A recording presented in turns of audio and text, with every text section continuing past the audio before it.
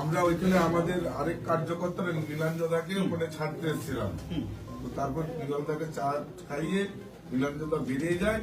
এরকম সময় ওরা তৃণমূলের কার্যকর্তারা ভেবেছে যে আমরা খবর পেয়ে গেছি তাই এসেছি, আমাদের কাছে কোনো খবর ছিল না।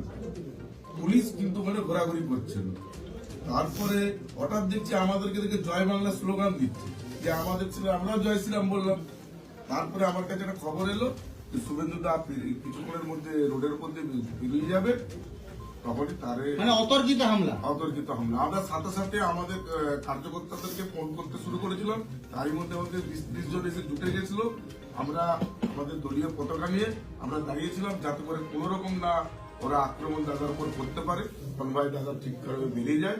কিন্তু তৃণমূলের আচমকা গুন্ডা বাহিনীরা বেশ কিছু জন জুটেছে, মানে প্রথম অবস্থায় খালি হাতে ছিল, দাদার কনভয়ের ওরা ওই সাইরেন শুনতে পেয়ে সেই লাঠি পাথর নিয়ে রাস্তার উপর উঠে গেল। দাদা কি এটা পূর্ব পরিকল্পিত? আগে পুলিশ করিয়েছে, পুলিশ না পুলিশ না টাইম বলে দিয়েছে, এটা পাস করবে একদম এক্সাক্ট। মানে আপনার কনভয় আগে থেকে তাহলে ট্র্যাক করা হচ্ছিল? হবে তো, আমি তো দেওয়া আছে, সঙ্গে পুলিশ পাইলট আছে, তো ম্যানপ্যাককে বলছিল যে এলওবি মুভিং গড়বেতা পাস করেছে, রসমুন্ডু পাস করেছে, বলছিল রক্ষকই ভক্ষ। এই জন্য জাতীয় মানবাধিকার কমিশন বলেছিল এখানে আইনের শাসন নেই, শাসকের আইন চলছে। আপনার জন্য আসা কর্মীদেরকেও আহত হতে হচ্ছে দাদা। এদের আমি ডাকিনি, এরা এসেছে আমাকে বাঁচানোর জন্য, তাদের বিরোধী দলটাকে বাঁচানোর জন্য। তখন পুলিশ ঠেলে দেয়, আমার গাড়ির সামনে পড়ে গেছিল, তারপরে সবাই মিলে তুলে দেয়। আপনি এ রাজ্যের বিরোধী দলনেতা, কোন সিনিয়র মোস্ট অফিসিয়াল আপনার সাথে এখনো পর্যন্ত কথা বলেছে? না, আমার প্রয়োজন, আমি অ্যাকশন চাই। উনি তো অ্যাকশন নিতে বাধ্য, সব তো আধারে পাশে থাকে, বাড়িতে পাঠান। দাদা আমি পুলিশকে বারবার ধরে জিজ্ঞেস করলাম, পুলিশ বারবার ধরে বলছে তদন্ত করছি, কিন্তু থানা থেকে 100 পাও হেঁটে ডিস্টেন্স হবে না যেখানে ঘটনাটা ঘটেছে। যদি আমি পায়ে হেঁটে যাই 100 পাও হবে। ওদের সামনেই রয়েছে, পুলিশের সামনেই রয়েছে। ঠিক আছে ভাই, ঠিক। আজকে সন্ধ্যায় 7:30 8টার সময় যথারীতি আমি আমার বন্ধু বান্ধবদের সঙ্গে চকে একটা চা দোকানে আড্ডা মারছিলাম। হঠাৎ দেখছি বিশাল চিৎকার, এমন চিৎকার যে চিৎকার সহ্য করা যায় না। একদিকে জয় শ্রীরাম ধ্বনি আর একদিকে জয় বাংলা। এই ধ্বনির মাঝে বুঝতে পারার আগে দেখলাম হঠাৎ একটি কনভয় ঢুকলো। পরে জানতে পারলাম সেটা শুভেন্দু অধিকারী মহাশয়ের সেটা কনভয়। তো সেখানে দেখলাম যে শুভেন্দু বাবুর যারা বডিগার্ড, সিআরপিএফ এর জওয়ানরা, তারা একজন বিজেপির পতাকাধারীকে পতাকা ছাড়িয়ে হাঁটুয়ে করে এমনি ভেঙে কোমরে সজোরে লাত মারে। আমি যেহেতু চন্দ্রকোনা রোডের ছেলে, আমি জানি ওটা গৌতম কৌড়ি। হঠাৎ দেখলাম যে গৌতম কৌড়িকে লাত মেরে ফেলে দিল নিচে, দিয়ে বুটের আওয়াজে করে বুটে করে মারছে।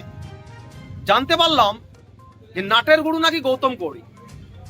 তাহলে ভাবুন, আজকে শুভেন্দু বাবু যে চন্দ্রকোনা রোডে থানায় বসে যে অভিযোগটা করছেন বা ধর্ণাটা দিচ্ছেন, তাহলে ওনাকে কি জনগণ জিজ্ঞাসা করবেনি যে আপনার সিকিউরিটি গার্ড কেন আপনার পার্টির লোক গৌতম কৌড়িকে লাত মেরে ফেলে দিল, তারপর তাকে মারলো? আরো তো ওইখানে অনেক লোক ছিল, তাদেরকেও যদিও মেরেছে, তো গৌতম কৌড়িকে কেন মারল? তাহলে কি নাটের গুরু গৌতম কৌড়ি কি এই পুরো নাট্য মঞ্চটাকে সাজিয়েছিল? এটা আমি বলিনি, এটা শুভেন্দু বাবুর যারা বডিগার্ড, সিআরপিএফ এর জওয়ানরা, তারা কিন্তু করেছেন। এটা সব চ্যানেলে দেখাচ্ছে। এবিপি আনন্দ, আপনার এবিপি আনন্দ থেকে নিয়ে যতগুলো চ্যানেল আছে বেঙ্গলের, সব চ্যানেলতে দেখাচ্ছে যে গৌতম কৌড়িকে, সবাই হয়তো জানেনি নামটা, কিন্তু আমি তো লোকাল ছেলে, আমি জানি যে গৌতম কড়িকে, কিন্তু ওইভাবে গৌতম কড়ি আমার বন্ধু হয়, গৌতম কড়িকে ওইভাবে মারাটা উচিত হয়নি। যে লোকটা পার্টির পতাকা ধরে দিনরাত ছুটে বেড়াচ্ছে, শুভেন্দু অধিকারীর বডিগার্ড, তাকেই লাত মেরে ফেলছে। এরপরে আপনাদের কাছে ফয়সলাটা রইল।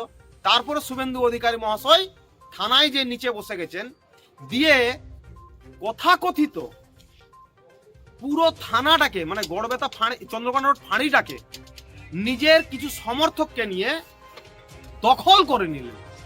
একটা সরকারি অফিসে তিনি বসে বলছেন আইসি কে যে তোমার এসপি কেও দেখে নেব, তোমাকেও দেখে নেব, আর তো 3-4 মাস। আরে জবে মহাশয় আসবে দেখে নেবেন, সেটা তো সবাই জানে। বিজেপির তো একটা কালচার, বিজেপির কালচার হচ্ছে দেখে নেওয়ার সরকারি অফিসারদেরকে দেখবেন।